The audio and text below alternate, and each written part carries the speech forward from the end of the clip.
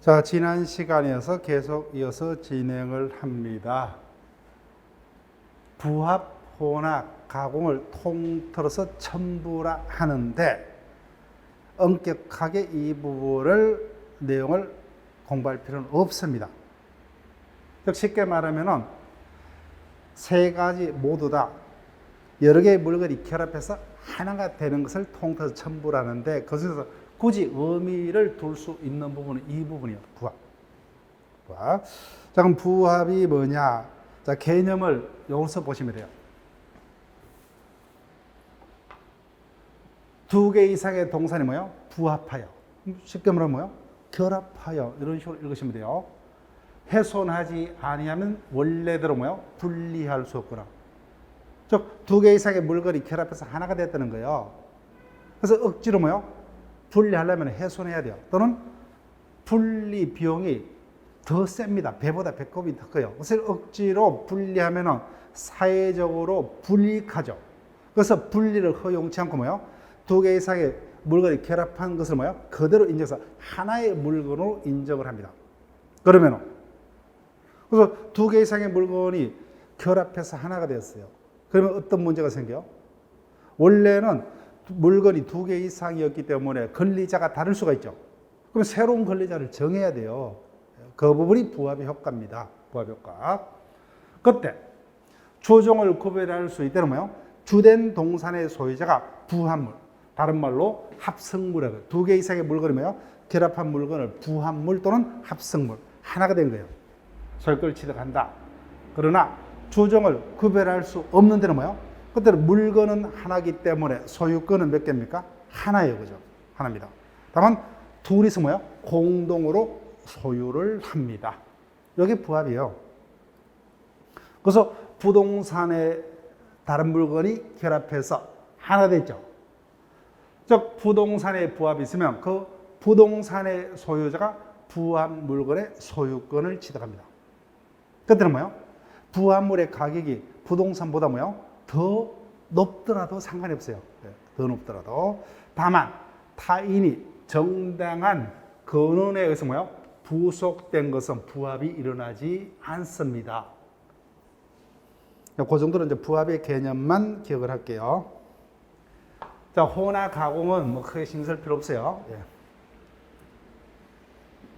그 다음 소유권에 대한 물권적 청권. 앞서 배웠던 그대로 가시면 돼요. 물건에는 침해 또는 침해 염려가 있으면 이를 막을 목적으로 뭐요? 청권이 생긴다 그죠? 이를 물권적 청구권 세 가지 반환, 방해, 제거, 예방 세 가지 그죠? 소유권이 가장 완벽한 물건이기 때문에 세 가지 종류의 물권적 조건이 모두 인정이 됩니다. 그래서 소유자는 뭐요? 자신의 소유 물건을 다른 자가 점유하고 있다 그죠? 그럼 그 자에게 내 것이니까 돌려달라.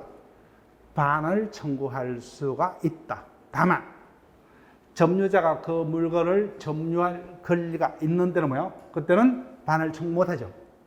그럼 반환 청구권이 인정이 되려면은 이자가 소유자입니다.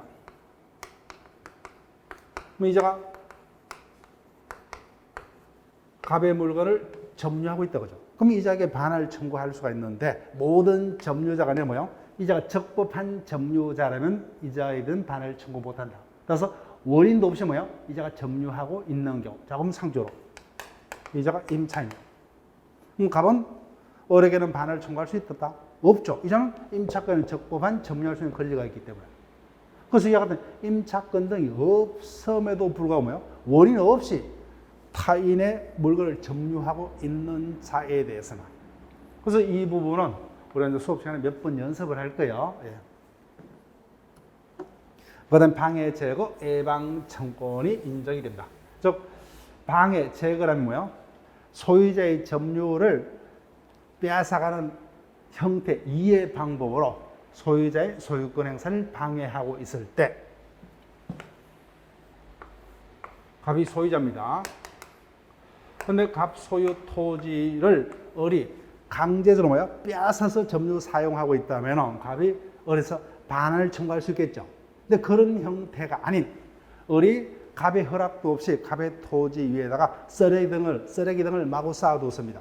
그럼 갑의 토지 사용에 방해가 있겠죠. 그럼 갑은 어뢰 돼서 뭐예요? 그 쓰레기 등을 치워달라 그죠. 이를 제거 청권, 예방 청권, 배제 정부다 그죠. 예방은 염려가 있는 경우죠. 현재 침해는 없지만 침해 염려가 있는 경우 미리 예방을 청구할 수 있는, 즉 소유권은 세 가지 모든 물건 청구는 인정이 됩니다. 자, 공동소유. 소유권 파트에서 가장 중요합니다.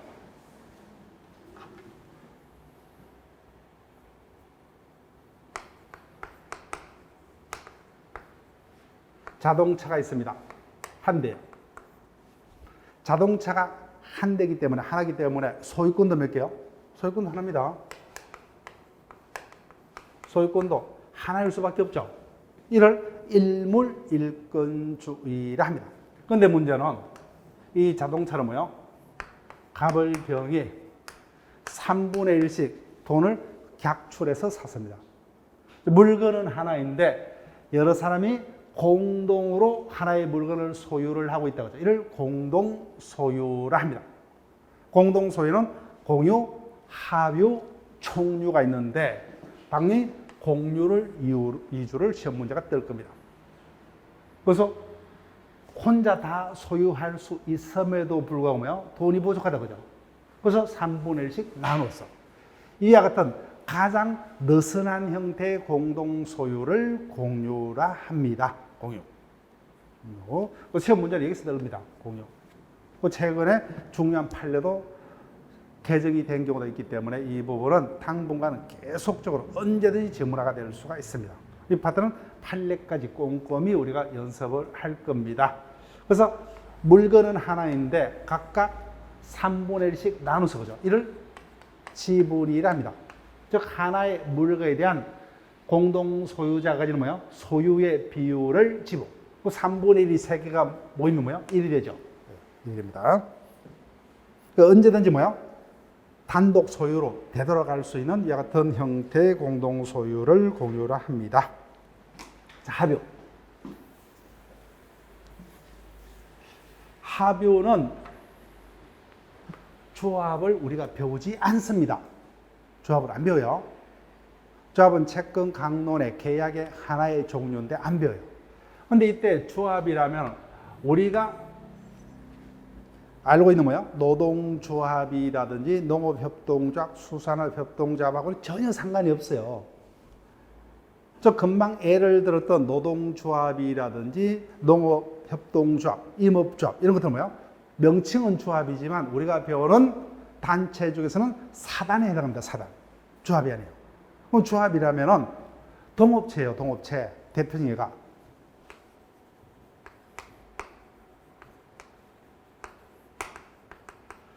친구 3명에서 뭐요? 퇴직 후에 치킨 가게를 동업하고 있다 그죠? 점포가 하나죠.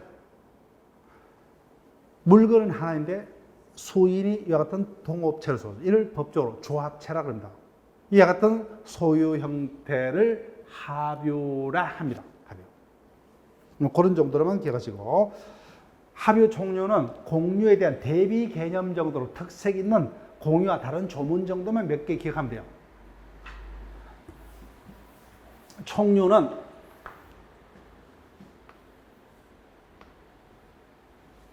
사단은 일정 목적에 결합한 사람에 대한 죄죠. 그에 대해서 설립 등기까지 마치면 우리하고 똑같은 권리 주체인 법인이 된다 그죠.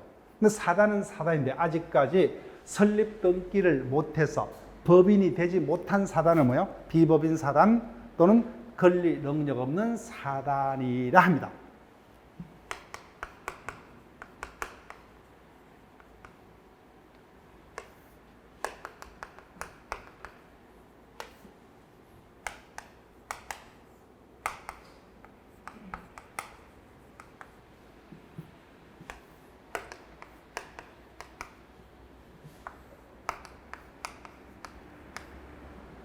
사단이니까 그 사단의 구성원이 사원이 있죠, 그죠? 근데 사단법인은 법인이기 때문에 우리하고 똑같은 권리 주체죠. 그러면 그 재산이 있다면은 사단법인의 경우는 그 재산은 사단법인 겁니까? 구성원인 사원 거요? 사단법인 거다, 그죠? 사단법인의 단독 소유. 그런데 비법인 사단, 사단은 사단인데 아직까지 설립 등기를 못해서 법인이 되지 못했죠. 그래서 권리 주체는 2명밖에 없잖아요. 그죠? 소유권 등의 권리를 가질 수 있는 자는 우리와 같은 자연인과 법인 2명밖에 없어요. 그래서 이 자는 법인이 아니기 때문에 재산의 소유자가 될 수가 없죠. 그러면 당연히 그 재산은 뭐예요? 그 구성원들의 소유로 공동 소유가 됩니다. 그래서 이런 자들의 공동 소유를 총유라 한다는 거예요. 총유. 네, 총유. 자, 그다음 용익 물건으로 갑니다. 자, 용익 물건에서는 지상권과 전세권이 종료합니다. 자, 그 중에 지상권이라면 객체가 타인 소유 토지입니다. 토지인데 뭐예요? 그 토지가 타인 소유여야 됩니다. 즉 타인의 토지를 빌려서 뭐예요? 그 위에다가 건물이나 기타 공작물이나 수목을 심어서 뭐예요? 소유를 위하여, 소유하기 위해서 그 토지를 지상권자만이 배타주로 점유 사용할 수 있는 뭐예요? 용익 물건을 지상권이라 합니다. 지상권. 그래서 지상권자가 지상권을 취득하는 것은 지상권도 물건 중에 하나이기 때문에 취득의 원인은 여러 가지겠죠. 즉 기존의 지상권자로부터 뭐요? 매수해서 지상권을 취득할 수 있고 뭐요? 상속을 통해서 취득할 수도 있고 시효 취득도 할 수도 있지만 원칙적으로는 뭐요? 원칙적으로는 그 토지의 소유자를 지상권 설정자죠. 그 다음에 지상권을 취득한 자를 지상권자죠. 그래서 설정자와 지상권자 사이에 지상권 설정 합의법이라서 뭐예요? 등기로 취득하는 게 원칙이다, 그죠? 원칙. 그렇지만 똑같이 법률 규정, 상속 등에서 취득할 수도 있다. 이 부분은 제목 정도만 확인하면 되죠. 출제는 어디서요? 뜬다면 물권법 총론에서 186조와 7조의 구별에 관해서 뜰 겁니다. 지상권 파트에서는 가장 주요한 논점 중에 하나가 여기입니다. 법정 지상권이에요. 법정은 법률 규정의 줄임말이다, 그죠? 법률 규정. 따라서 법률에 규정하는 사실, 원인이 발생하면 뭐야? 법에 의해서 지상권을 취득을 하게 됩니다. 이를 법률 규정에 한 지상권, 법정 지상권입니다. 특색이 뭐예요? 원해서가 아니기 때문에 지상권자가 지상권을 취득하기 위해서 뭐가 필요 없어요? 등기 필요 없죠, 그죠? 등기 필요 없이 법이 정하는 요건만 충족되면 지상권을 취득을 합니다. 이와 같은 법정 지상권을 왜 법에서 인정을 하느냐는 겁니다. 자, 볼게요. 이자가 토지가 없어요. 그런데 타인의 토지를 빌려서 건물을 지어서 소유를 하기 위해서 토지를 뭐요? 지상권을 둬서 빌려서 건물을 지어서 장기간 소유할 수 있죠. 그래서 현행법은 토지와 그 정착물인 건물은 언제나 별개의 독립부동산입니다. 근데 문제는 이자가 건물주입니다. 건물의 소유자예요. 그런데 이자가 토지 소유자입니다. 건물은 토지를 생각하거나요? 생각할 수 없죠, 그죠? 그래서 자기 땅도 아닌 갑의 땅 위에다가 건물을 지어서 소유를 하려면 당연히 갑으로부터 빌려서, 그죠? 빌리는 방법은 지금 배우는 지상권을 둬서 빌리는 방법도 있을 수 있고 전세를 통해서 빌릴 수도 있고 뭐요? 임대차 계약을 통해서 빌릴 수도 있고 그다음에 뭐요? 무상으로 빌려 사용할 수도 있죠. 사용됐죠. 그런데 갑을 간에 이와 같은 평화롭게 이용관계를 맺을 수가 없었습니다. 그럼 결론적으로 어떻게 돼요? 남의 땅에다가 원인도 없이, 그죠? 건물을 지어서 소유하고 있다. 그래서 단순 계상으로 토지가 1억 정도 가치가 있습니다. 건물이 10억 정도의 가치가 있다. 그럼 내가 당연히 갑이라면 을을 상대로 뭐요? 허락도 없이 내 땅에다가 건물을 네 마음대로 지었기 때문에 철거를 해달라고 그죠. 당연히 청구할 수 있죠. 그럼 이자가 철거해야 돼요. 그럼 단순 계산상으로도 국가 경제적으로 얼마가 손해요? 엄청나게 손해죠. 그래서 이와 같은 경우에 당사자 간에 이와 같이 건물 소유를 위해서 평화롭게 이용관계를 맺을 수 없는 사유가 있는 경우, 이와 같은 불이익을 막기 위해서 그죠? 누구에게? 건물의 소유자에게 법에서 지상권 취득을 인정을 합니다. 이게 법정지상권이에요. 민법은 법정지상권은 누구만이 취득합니까? 민법상으로는 건물의 소유자입니다. 나머지 임목법, 가등기 담보법은 민법이 아니에요. 그 부분 우리가 생각할 필요 없어요. 그래서 법정지상권은 민법에서 인정되는 두 가지 경우, 그 다음에요 특별법에서 인정된 두 가지 경우가 있는데 그 부분은 신경 쓸 필요가 없어요. 민법이 아니기 때문에. 그래서 민법에서는 법정지상권이 성립할 수가 있는 경우는 전세권과 저당권 실행에 두 가지 경우가 있어요. 다 공통적으로 누가요? 건물의 소유자가 취득합니다. 그래서 건물 소유를 해서 필요한 권리이기 때문에. 그래서 법정지상권자가 누구냐 문제가 언제든지 출제될 수 있어요. 누구라고요? 건물 소유자입니다. 건물 소유자. 자, 볼게요. 인정한 이유는 설명드렸어요. 자, 볼게요. 그래서 전세권 파트에서 먼저 305조에서 규정을 둡니다. 본격적으로는 내용까지 물으면 여기서 출제가 돼요. 여기서. 자, 이 부분이 출제가 언제든지 답을 구할 수 있어요. 일단 조문을 보지 마시고 금방 법정지상권은 누가 취득을 하는 거라고요? 건물의 소유자. 여기 볼게요.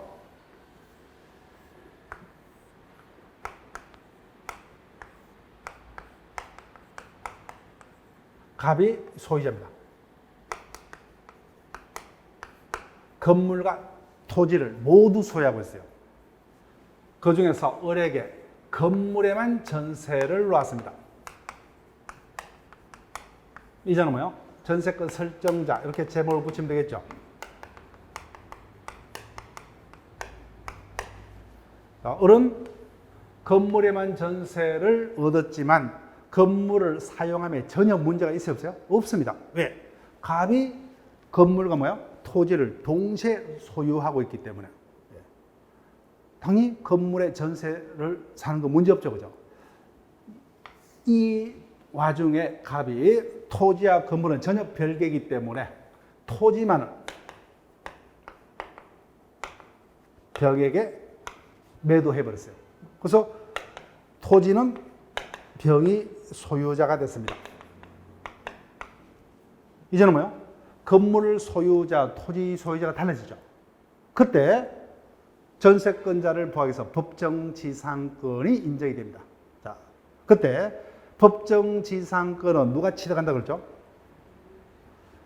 을입니까? 갑이에요? 을이 법정지상권을 취득한다? 갑이 취득한다? 금방 제가 앞에서 법정지상권을 누가 취득하는 제도라고요? 건물의 소유자가. 그럼 이 경우 누가 건물 소유자예요? 을입니까? 갑이에요? 예? 을은 전세권자잖아요. 예. 그러니까 뭐요? 갑이 지상권자가 됩니다. 을은 뭐요? 갑이 지상권을 취득했다면 전세로 빌렸기 때문에 그대로 살면 문제가 없어요. 을이 지상권자라고 하면 틀립니다. 이게 각종 시험에서 다 한 번씩 답이 됐던 지문이에요. 우리 시험은 아직까지 질문 안 됐어요. 따라서 결론.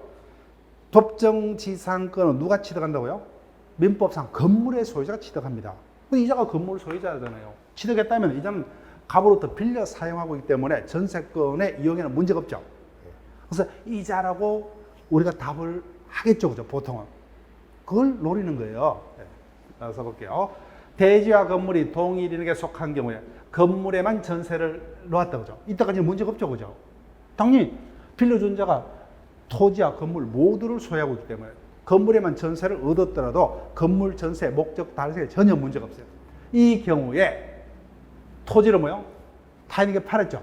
그 대지 소유권의 특별 승계인은 누구에게? 집주인에게. 건물의 소유자에게 뭐요? 법에 의해서 지상권을 설정으로 간주합니다. 따라서 지상권은 누가 취득한다고요? 건물의 소유자가. 그 305조는 요것만 쏘을 수 있어요. 본격적으로 내용까지 요건을 묻는 문제는 여기입니다. 자, 이 부분 똑같아요. 자세한 요건은 우리가 수업 시간에 다루겠는데 이론 시간에 여기 보세요. 토지와 건물이 일단 동일인에게 속합니다. 그런데 둘 다 부동산이기 때문에 저당을 잡을 수 있죠. 그래서 건물에만 저당권을 설정했다면요, 토지에만 저당권을 설정했다, 또는 양자 모두의 저당권을 설정했던 사후에 저당권이 실행이 됩니다. 실행돼서 뭐요? 건물과 토지가 각각 다른 자에게 경락이 되어버렸어요. 그때 누가요? 건물의 소유자가 법에서 지상권을 취득합니다. 저당물의 경매로 토지와 그 지상 건물이 다른 자에게 속한다는 뭐요? 토지 소유자는 건물 소유자에 대해서 지상권을 설정을 본다. 그래서 민법상 법정 지상권은 누가 취득해요? 건물의 소유자가. 그래서 요건까지 묻는 것은 여기입니다. 이건 좁은 문제. 자, 그 다음 민법에는 뭐요? 이와 같은 법정 지상권뿐만 아니라 판례가 어디까지요? 간섭법에 의한 법정 지상권까지 인정을 합니다. 이것도 누가 취득한 거예요? 건물 소유자입니다. 따라서 금방 봤던 305조의 전세권자를 위한 지상권, 그 다음 뭐요? 저당권 실행하는 법정 지상권과 별도로 뭐요? 판례는 간섭법에 의한 법정 지상권 성립까지 인정합니다. 모두 법이니까 원해서가 아니죠, 그죠? 따라서 등기 없이도 지상권을 취득합니다. 법정 지상권을. 처음에는 토지하고 건물이 소유자가 동일했습니다. 자, 이 부분도 그 자세한 내용은 이론 시간이요. 일단 토지와 건물이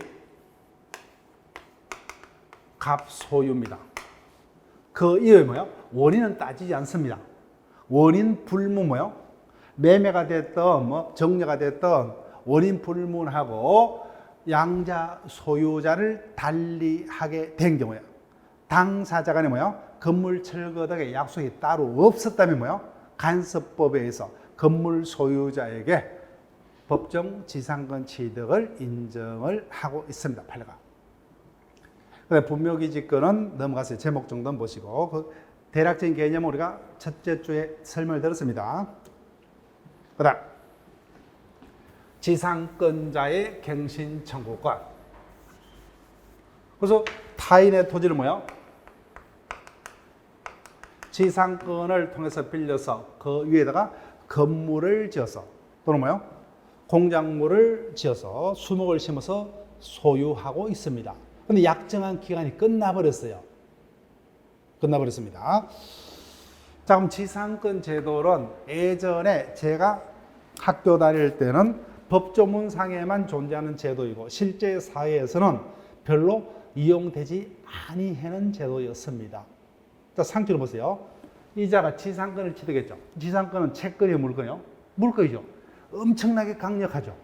엄청나게 강력합니다. 반대로 소유자지만 이자가 지상권을 취득하고 있다면 토지 소유자의 힘은 그만큼 뭐야? 약해진다는 거죠, 상대적으로. 그럼 내가 토지 소유자라면 이자에 강력한 이와 같은 뭐야? 권리를 주는 지상권을 통해서 빌려주겠습니까? 이자의 힘이 약한 임대차 등 채권적인 방법으로 빌려주겠어요? 당연히 후자겠죠. 그래서 거의 이용이 안 됐습니다. 그런데 문제는 세월이 바뀜으로써 뭐야? 여건이 바뀜으로써 이 제도가 뭐야? 서로에게 유리할 수가 있는 경우 등이 많이 생겼어요. 그래서 이제는 이 제도도 고가의 어떤 건물 등을 소유하기 위한 자들끼리는 상당히 이용이 이제는 뭐야? 활발하게 이용되고 있는 제도 중에 하나입니다. 즉 대표적인 게 강남에 보게 되면은 호남 고속터미널 옆에 엄청나게 고급 백화점이 있죠. 신세계 백화점이 있죠, 그죠? 그 땅이 예전에 율산이라는 그룹을 들어보셨어요? 80년대 말에 부도가 났다. 80년대 구체적인 해수는 모르겠어요. 8, 90년대 초반입니다. 부도로 망했어요. 근데 땅은 그 요지에 땅이 있어요. 거기다가 백화점을 지어서 운영하면 엄청난 수익을 누릴 수 있겠죠. 근데 신세계에서 그 요지 땅이 없다 그죠. 율산 거예요. 그래서 어떻게 해요? 서로 윈윈이죠. 그죠? 그래서 율산에서 신세계에다가 그 토지를 빌려줍니다. 지상걸 통해서. 근데 거기다 백화점이란 고급 건축물을 지어서 본전을 뽑기 위해서 뭐야? 엄청난 기간이 필요하겠죠. 전세를 놓는다. 그러면 전세는 최대 10년이야. 목적을 달성할 수 없죠. 그죠? 그래서 지상권을 통해서 빌려줍니다. 장기간. 이자도 뭐야? 현재 돈이 없기 때문에 토지에 건물을 못 짓죠. 그죠? 그러니까 이게 더 유리할 수가 있다는 거예요. 그래서 거기뿐만 아니라 우리가 대표적으로 구체적 내용은 모르겠지만 우리가 경기도 일원에는 우리가 지하철이 1호선 주에는 애경 백화점이 들어서가 있는 경우가 좀 있을 거예요. 그죠? 예, 그런 것들. 백화점 건물이 역사에 있다면 땅 소유자는 뭐요? 주인이 달라요. 근데 백화점 뭐요? 애경. 그러니까 그때는 이와 같은 제도가 자기들에게 유리할 겁니다. 그래서 존속 기간이 끝났어요. 그런데도 건물 등이 남아있다. 그죠? 이자들에게 투자 자본을 회수를 하기 위해서 기회를 줍니다. 그 중에 하나가 일단 갱신을 청구합니다. 283조 지상권에서 중요한 조문 중에 하나입니다. 그래서 1차적으로는 지상권자가 뭐요? 설정자에게 다시 계약 기간은 뭐요? 갱신해 줄 것을 청구합니다. 이건 말 그대로 청구권이에요. 주인이 뭐요? 싫다면 끝납니다. 그때 2차적으로 지상권자가 뭐요? 설정자에 대해서 그러면 뭐요? 그 지상물을 네가 사라. 일방적으로 매수를 청구합니다. 명칭은 청구권이지만 형성권이에요. 얼핏 제목은 우리가 첫째 주에 설명을 들었습니다. 근데 그 한 번 설명으로는 남아있지 않죠. 그죠? 그래서 본격적으로 계속 반복을 할 거예요. 그래서 형성권이기 때문에 이자의 뭐요? 일방적인 매수 청구만으로 그 지상물에 대한 매매가 성립해버려요. 매매가 성립했기 때문에 이자는 뭐요? 그 소유권을 넘겨줄 의무자가 되는 거고 반대로 설정자는 그 대금을 지급할 의무자. 이와 같은 매매 관계가 성립해버립니다.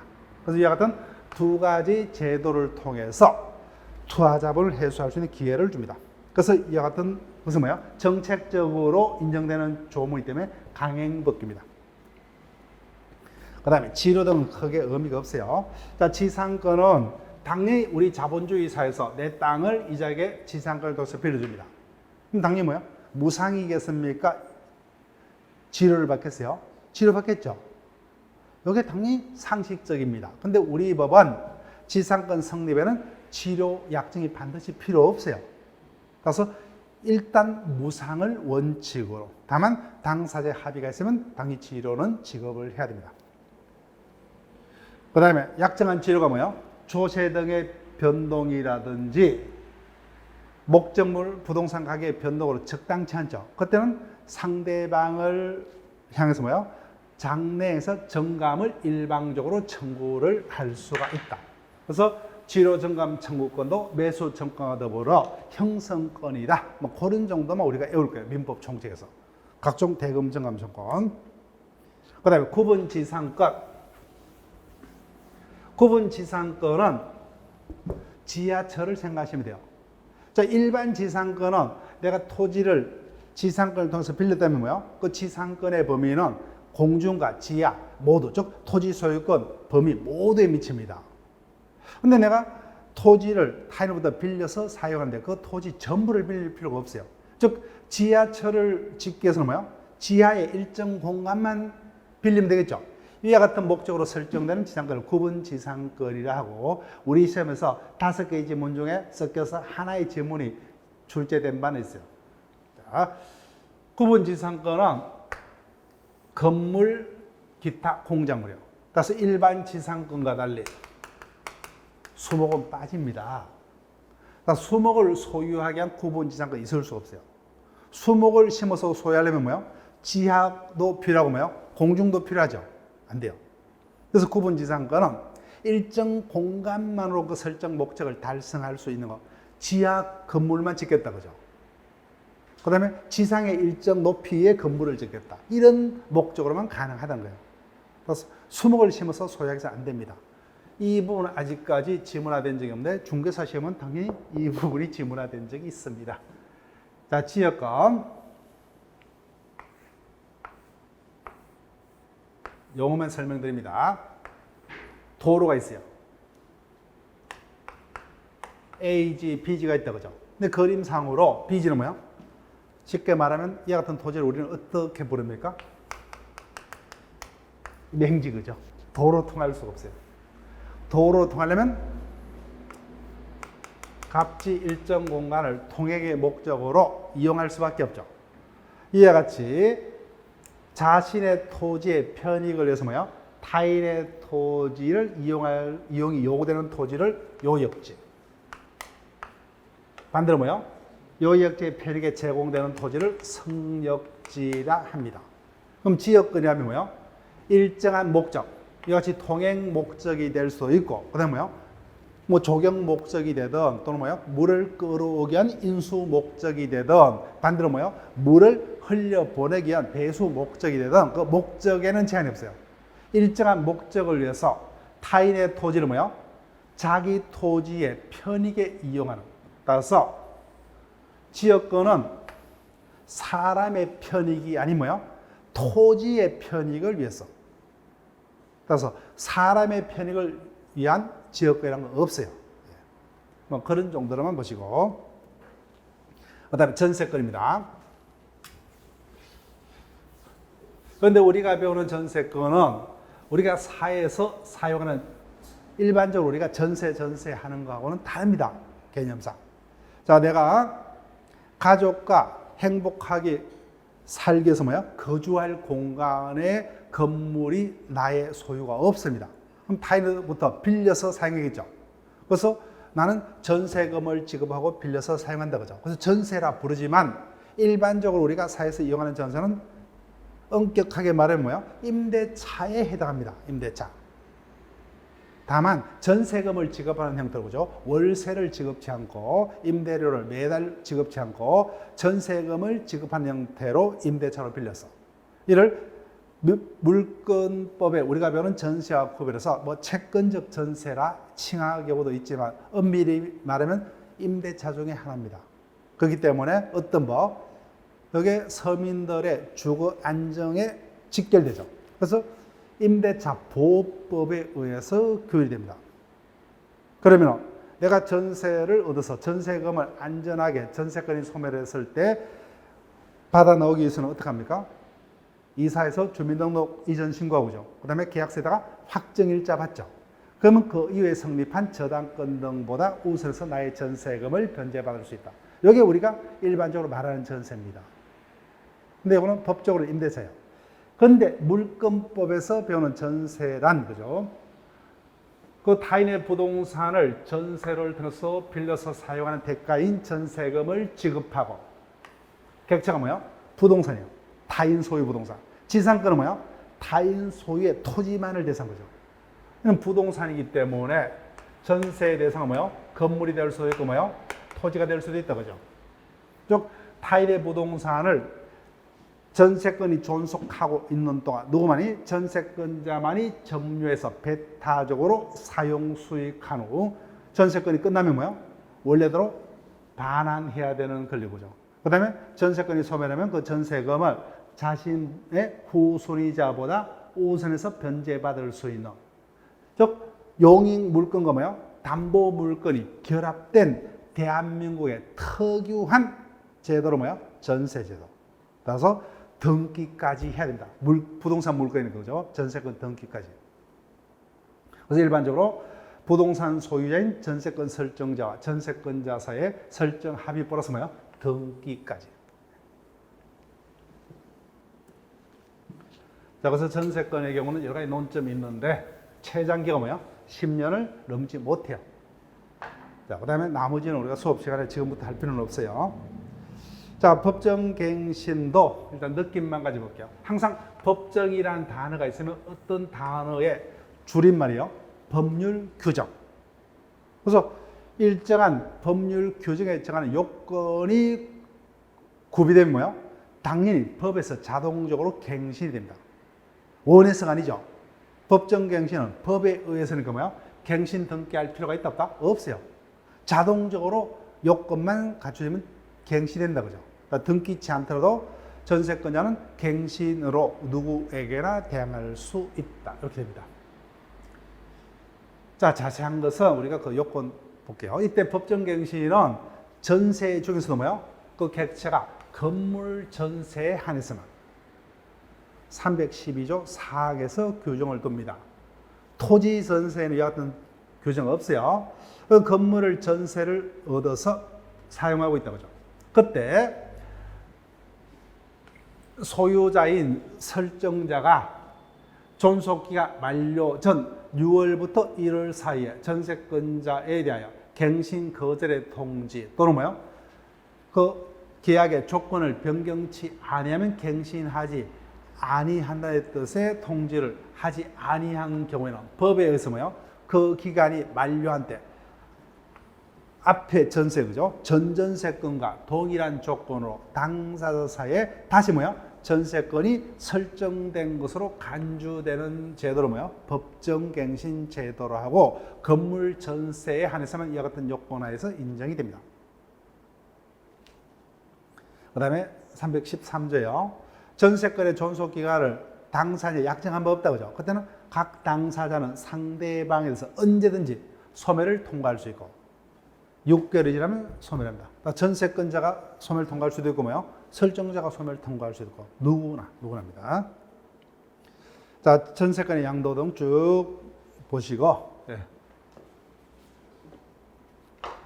전세권도 물거이죠, 그죠? 당연히 타인에게 매매 등을 통해서 양도할 수 있다고 하죠. 정려할 수도 있고. 자, 전세권자는 전세권을 타인에게 양도 또는 담보 제공할 수 있고, 그 존속 기간 내 그 목적물을 타인에게 전전세 또는 뭐요? 임대할 수도 있다. 이게 원칙이요. 그런데 이 부분이 중요합니다. 물건은 채권과 달리 그 양도성이 절대적이요. 본 이론 시간에 배울 겁니다. 그래서 원칙적으로 뭐요? 당사자 간에 그 물건을 양도할 수 없다는 합의가 있더라도 그 합의 자체가 의미가 없어요. 무조건 양도할 수 있다. 근데 전세권은 유일하게 당사자의 설정행위로 그 양도를 금할 수 있다. 306조에서 규정된다. 그 다음에 전세권의 경우도 그죠? 일정한 요건 하에서 매수 청구권이란 제도가 인정이 됩니다. 그래서 전세권 파트에서 규정된 매수 청구권은 크게 중요치 않습니다.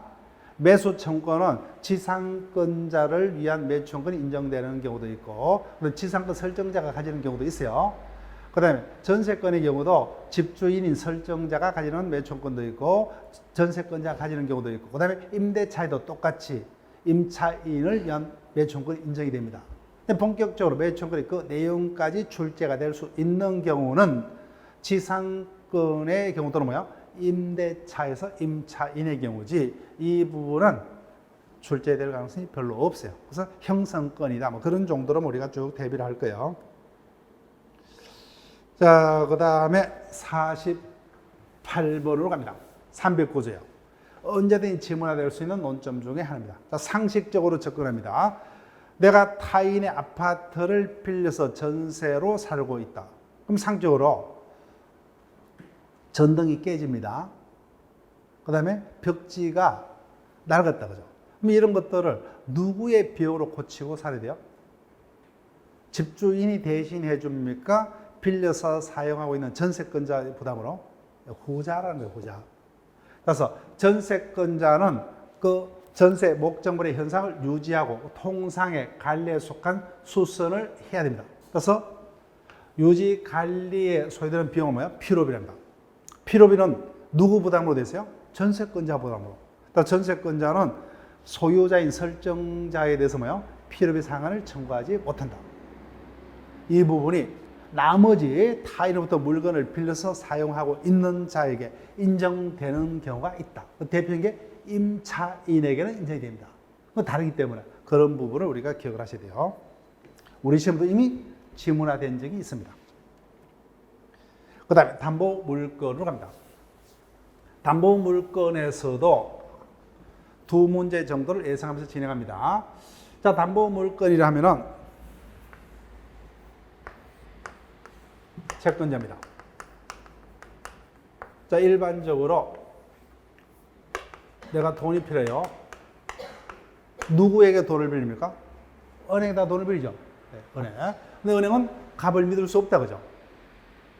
따라서 자신이 빌려준 돈, 이를 담보하기 위해서, 그죠? 담보하기 위해서 값 또는 제3자가 제공한 부동산에다가 은행이라면 뭐요?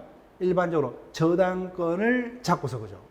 따라서 여기 저당권 등에서 담보되는 채권을 피담보채권, 피담보채권을 담보하기 위해서 이자가 뭐야? 저당권이란 담보물건을 취득하고, 그죠? 즉, 담보물건이란 채권자가 채무자 또는 뭐요? 제3자, 여기 이자를 물상보증인합니다. 그래서 갑이 어느부터 돈을 빌리고자 합니다. 어느서 담보려고 하죠. 자신 소유 부동산이 있다면은 자신 소유 부동산을 저당권으로 오죠. 은행가 저당자표 오죠. 근데 자신 소유 부동산이 없어요. 그럼 누굴 찾아갑니까? 아버지를 찾아가겠죠. 근데 이자는 채무자가 아니다. 채무자가 아니죠, 그죠? 채무자가 아님에도 불구하고 채무자의 채무를 담보할 목적으로 자신 소유 부동산을 저당권자에게 저당으로, 그죠? 내어놓는다, 그죠? 이런 자들을 물상보증인, 물건 위에다가 뭐요? 보증을 섰다. 그죠? 물상보증인이라 합니다. 그 개념을 기억하시고. 그래서 이자는 뭐요?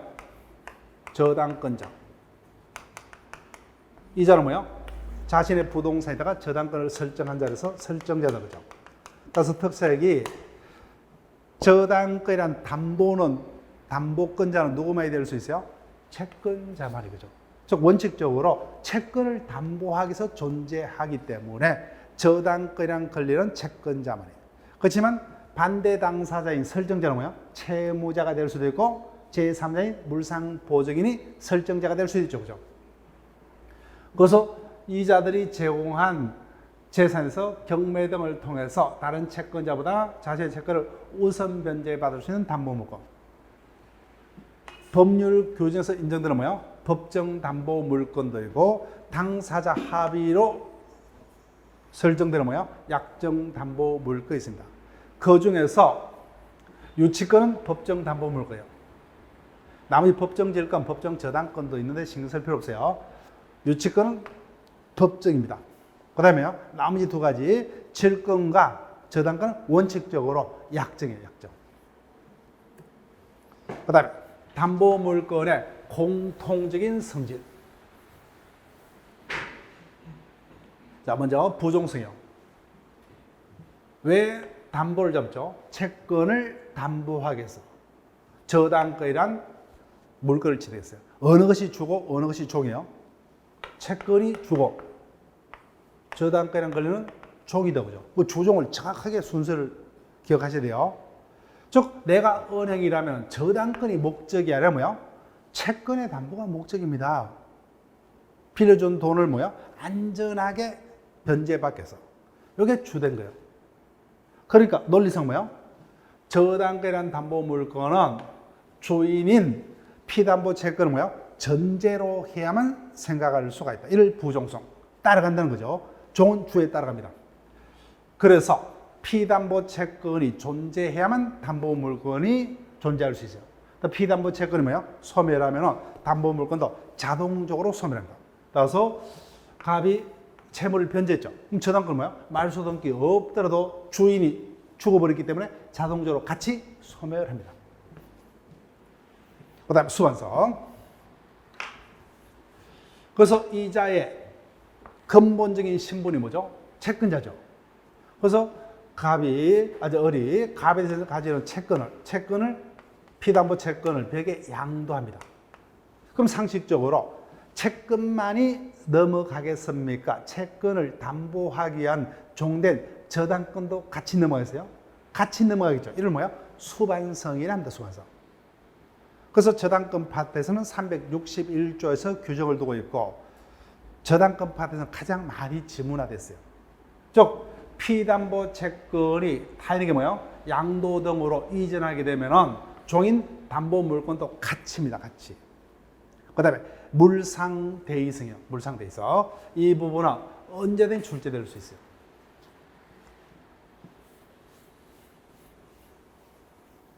그래서 여기다가 저당을 잡았습니다. 그럼 저당권자는 그 아파트의 소유권이 목적입니까? 그 아파트 저당권이 설정된 그 객체가 가지는 가치가 목적이요? 가치가 목적이죠. 가치가 목적이요. 이자는 저당권이나 물건을 가지고 있죠. 물건은 누구에게나 주장할 수 있다고 그죠? 따라서 갑이 건물의 소유자예요. 그런데 그 건물을 벽에 팔았어요. 그렇지만 이자는 저당권이나 물건을 가지고 있기 때문에 누구에게나 저당권을 행사할 수 있다 없다? 있다죠. 그죠? 따라서 그 물건에다가 뭐요? 그 객체의 물건에다가 계속적으로 저당권을 행사를 할 수가 있는 경우는 물상대의라는 것은 생각할 수 없어요. 그런데 아파트가 없어져 버렸습니다.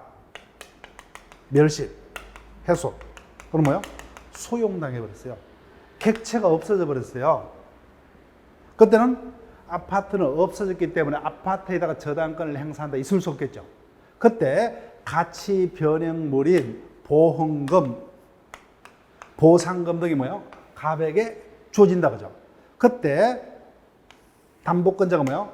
그 담보 객체의 가치 변형물의 담보권을 행사를 할 수가 있다. 이를 물상대입니다. 그 물상대의 범위예요. 여전히 그 아파트가 그대로 있습니다. 다만 주인만 바뀌었어요. 이자가 새로 소유권을 취득했던 이자가 뭐예요? 빌려서 임차권을 취득했던 이자는 물건을 가지고 있기 때문에 누구에게나 행사할 수 있죠. 그런 경우는 물상대의가 인정될 필요가 있다 없다? 없다는 겁니다. 그 부분은 우리가 기억하시면 돼요. 즉 특징이 뭐예요? 물건은 누구에게나 합니다. 따라서 뭐예요? 그 객체가 남아 있다면 뭐예요? 그때는 누구에게나 물건을 주장할 수 있어요. 이미 이런 경우는 객체가 없어져 버렸죠. 그때 예외적으로 뭐예요? 가치 변형물에 주장할 수 있겠다.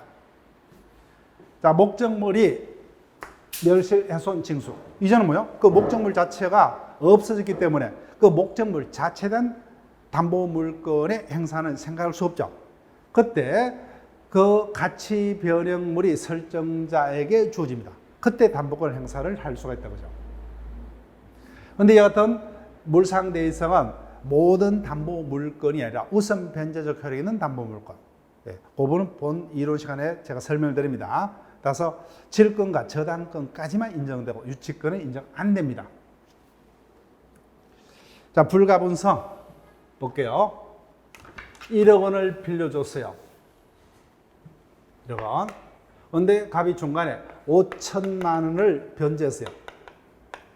그때 갑이 을을 찾아가서 5천만 원 변제했기 때문에 5천만 원 없애달라고 하죠. 뭐 은행이 응합니까? 응하지 않는다고 하죠. 이를 불가분성.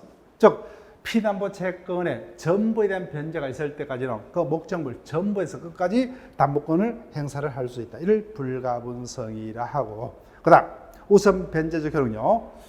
그래서 이자가 왜 갑 소유 아파트에다 저당을 잡았죠? 이자가 망했다 그죠? 경매로 넘어갑니다. 그러면 그 경매 대가로부터 뭐요?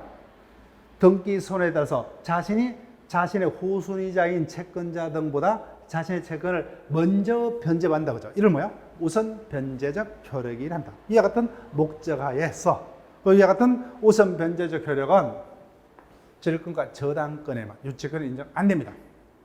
그 다음에 유치적 효력이라는 것은 어떤 거냐?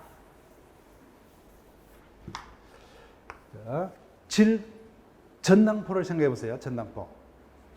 지금은 전당포를 거의 이용치 않는다 그죠? 자, 내가 생활비가 떨어졌습니다. 그 생활비를 빌리기 위해서 전당포에다가 결혼 애물 시계를 맡기고, 그러면 전당포업자는 뭐예요? 약속한 채무를 변제받기 전까지는 담보로 맡아둔 시계를 누구에게도 인도를 거절하고죠. 유치함으로써. 이게 유치예요. 인도를 거절하고 뭐예요? 자신이 유치함으로써 심리적으로 채무자로 하여금 간접적으로 변제를 강제하고 있다고 하죠. 이를 유치적 효력이라고 합니다. 유치적 효력은 유치권과 질권에만 인정되고 저당권은 인정되지 아니하는 효력입니다. 자, 그 다음에 유치권이라면 뭐요? 법정 담보 물건인데 일정한 법이 정하는 요건만 구비되면 즉 객체가 물건이요. 물건이니까 뭐요? 동부동산 모두입니다. 타인 소유의 물건 또는 뭐요? 유가증권을 점유한 자가 있고 그다음에 뭐요? 그 자가 가지는 채권이 그 물건으로부터 뭐요? 생긴 채권을 가지고 있는 경우는 공평의 사상에 의해서 뭐요? 법에 의해서 그 물건으로부터 생긴 채권에 변제가 있을 때까지는 계속해서 뭐요? 이를 유치하고 인도를 거절해서 그 채무 변제를 강제할 수 있는 법에서 인정되는 담보물건을 유치권.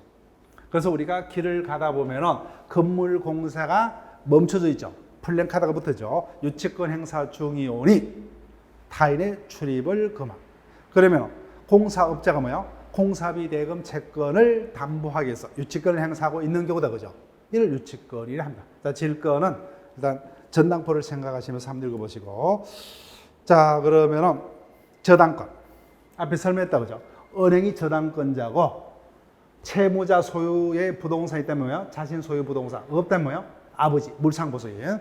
채무자 또는 제3자, 물상보증인 거죠. 이자가 점유를 저당권자에게 이전치 않고, 이게 특색이다, 그죠? 여전히 그 객체인 아파트는 누가 점유 사용합니까? 채무자, 그죠? 또는 아버지가, 그죠? 점유를 이전치 않고 채무의 담보로 제공한 부동산이 있다 목적물에 대해서 다른 자들보다 뭐요? 그 목적물이 경매되면 자신의 채권을 우선 변제받을 수 있는 담보물건. 그러니까 저당권의 객체는 여전히 설정자가 그 객체를 점유 사용을 하고 있기 때문에 외부에서 그 객체 위에 저당권이 설정이 되어 있다, 그죠? 근데 저당권으로부터 담보되는 채권이 얼마다? 이를 안전하게 공시할 수 있는 것만이, 그죠? 공시할 수 있는 물건이 뭐죠? 부동산이죠, 그죠? 그래서 원칙 부동산입니다. 민법상의 권리 중에서는 지상권과 전세권만. 그러면 쉽게 출제될 수 있는 부분이 이거다, 그죠? 다음 중 민법상 저당권의 객체가 될 수 없는 것 하면 뭐요? 전세권, 지상권을 빼면 나머지 우리가 알고 있는 권리죠. 어떤 권리도 될 수가 없어요. 자, 그 다음에 저당권으로 담보되는 채권을 피담보 채권 제한이 없어요. 금전 채권에 한하지 않습니다. 자, 그럼 여기까지 하고 뭐요? 쉬었다가 나머지를 빨리빨리 진행을 합니다.